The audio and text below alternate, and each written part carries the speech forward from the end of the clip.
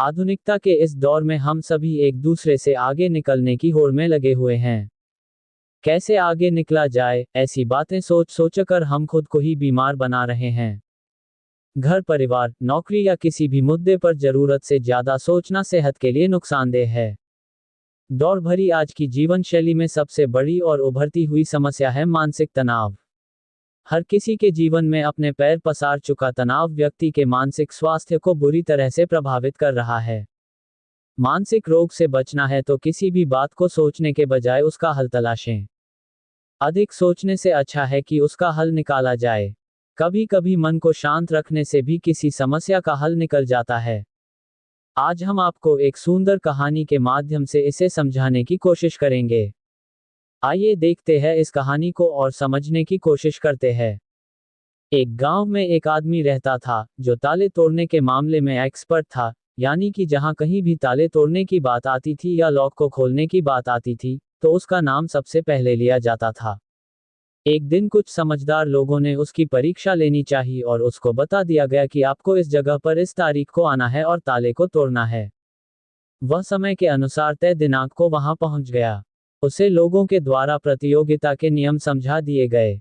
उसे समझाया गया कि आपको एक बॉक्स में बिठा दिया जाएगा और उस बॉक्स को पानी में उतार दिया जाएगा।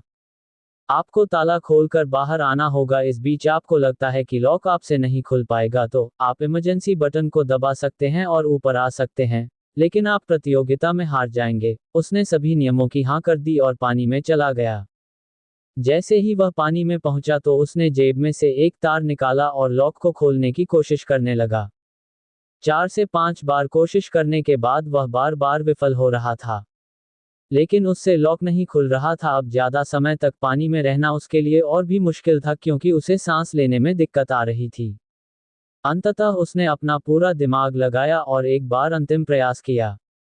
वह विफल हुआ और उसने इमरजेंसी बटन दबा दिया। धीरे धीरे ऊपर आने लगा।